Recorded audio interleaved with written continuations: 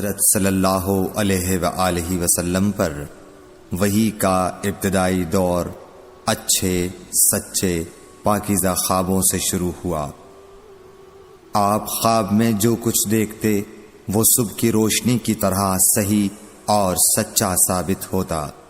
پھر من جانب قدرت آپ تنہائی پسند ہو گئے اور آپ نے غار حرا میں خلوت نشینی اختیار فرمائی اور کئی دن اور رات وہاں مسلسل عبادت اور یاد الہی و ذکر میں مشغول رہنے لگے۔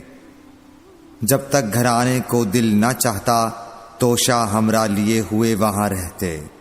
توشہ ختم ہونے پر ہی اہلیہ محترمہ حضرت خدیجہ رضی اللہ تعالی عنہا کے پاس تشریف لاتے اور کچھ توشہ ہمراہ لے کر پھر وہاں جا کر خلوت گزین ہو جاتے۔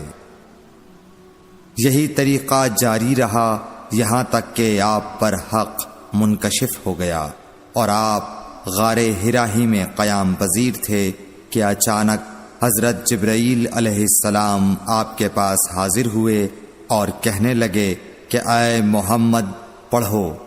آپ فرماتے ہیں کہ میں نے کہا کہ میں پڑھنا نہیں جانتا۔ آپ صلی اللہ علیہ وسلم فرماتے ہیں کہ فرشتے نے مجھے پکڑ کر اتنے زور سے بھینچا کہ میری طاقت جواب دے گئی۔ پھر مجھے چھوڑ کر کہا پڑھو۔ میں نے پھر وہی جواب دیا کہ میں پڑھا ہوا نہیں ہوں۔ اس فرشتے نے مجھ کو نہایت ہی زور سے بھینچا کہ مجھ کو سخت تکلیف محسوس ہوئی۔ پھر اس نے کہا کہ پڑھ۔ میں نے کہا میں پڑھا ہوا نہیں ہوں۔ فرشتے نے تیسری بار مجھ کو پکڑا اور تیسری مرتبہ پھر مجھ کو بھینچا۔ پھر مجھے چھوڑ دیا اور کہنے لگا کہ پڑھو اپنے رب کے نام کی مدد سے جس نے پیدا کیا اور انسان کو خون کی پھٹکی سے بنایا۔ پڑھو اور آپ کا رب بہت ہی مہربانیاں کرنے والا ہے۔ پس یہی آیتیں آپ حضرت جبرائیل علیہ السلام سے سن کر اس حال میں غار حرا سے واپس ہوئے کہ آپ کا دل اس انوکھے واقعے سے کانپ رہا تھا۔ آپ حضرت خدیجہ کے ہاں تشریف لائے اور فرمایا کہ مجھے کمبل اوڑھا دو، مجھے کمبل اوڑھا دو۔ لوگوں نے آپ کو کمبل اوڑھا دیا۔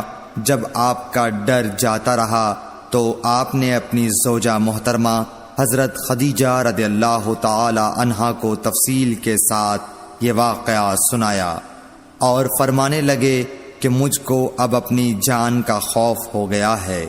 آپ کی اہلیہ محترمہ حضرت خدیجہ رضی اللہ تعالی عنہا نے آپ کی ڈھارس بندھائی اور کہا کہ آپ کا خیال صحیح نہیں ہے۔ اللہ کی قسم آپ کو اللہ کبھی رسوا نہیں کرے گا۔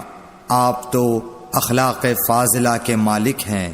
آپ تو کنبہ پرور ہیں، بے کسوں کا بوجھ اپنے سر پر رکھتے ہیں، مفلسوں کے لیے آپ کماتے ہیں، مہمان نوازی میں آپ بے مثال ہیں اور مشکل وقت میں آپ امر حق کا ساتھ دیتے ہیں۔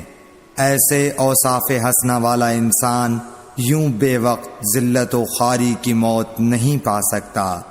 پھر مزید تسلی کے لیے حضرت خدیجہ رضی اللہ تعالی عنہا آپ کو ورقہ بن نوفل کے پاس لے گئیں جو ان کے چچا زاد بھائی تھے اور زمانہ جاہلیت میں نصرانی مذہب اختیار کر چکے تھے اور عبرانی زبان کے کاتب تھے۔ چنانچہ انجیل کو بھی حسب منشائے خداوندی عبرانی زبان میں لکھا کرتے تھے۔ انجیل سریانی زبان میں نازل ہوئی تھی، پھر اس کا ترجمہ عبرانی زبان میں ہوا۔ ورقہ اسی کو لکھتے تھے۔ وہ بہت بوڑھے ہو گئے تھے، یہاں تک کہ ان کی بینائی بھی رخصت ہو چکی تھی۔ حضرت خدیجہ رضی اللہ تعالی عنہا نے ان کے سامنے آپ کے حالات بیان کیے اور کہا کہ اے چچا زاد بھائی، اپنے بھتیجے محمد صلی اللہ علیہ وسلم کی زبانی ذرا ان کی کیفیت سن لیجئے۔ وہ بولے کہ بھتیجے آپ نے جو کچھ دیکھا ہے اس کی تفصیل سناؤ۔ چنانچہ آپ صلی اللہ علیہ وآلہ وسلم نے از اول تا آخر پورا واقعہ سنایا، جسے سن کر ورقہ بے اختیار ہو کر بول اٹھے کہ یہ تو وہی ناموس معزز رازدان فرشتہ ہے جسے اللہ نے حضرت موسیٰ علیہ السلام پر وحی دے کر بھیجا تھا۔ کاش میں آپ کے اس عہد نبوت کے شروع ہونے پر جواں عمر ہوتا، کاش میں اس وقت تک زندہ رہتا جب کہ آپ کی قوم آپ کو اس شہر سے نکال دے گی۔ رسول کریم صلی اللہ علیہ وآلہ وسلم نے یہ سن کر تعجب سے پوچھا کہ کیا وہ لوگ مجھ کو نکال دیں گے، حالانکہ میں تو ان میں صادق و امین و مقبول ہوں۔ ورقہ بولا، ہاں یہ سب کچھ سچ ہے، مگر جو شخص بھی آپ کی طرح امر حق لے کر آیا لوگ اس کے دشمن ہی ہو گئے ہیں۔ اگر مجھے آپ کی نبوت کا وہ زمانہ مل جائے تو میں آپ کی پوری مدد کروں گا، مگر ورقہ کچھ دنوں کے بعد انتقال کر گئے، پھر کچھ عرصے تک وحی کی آمد موقوف رہی۔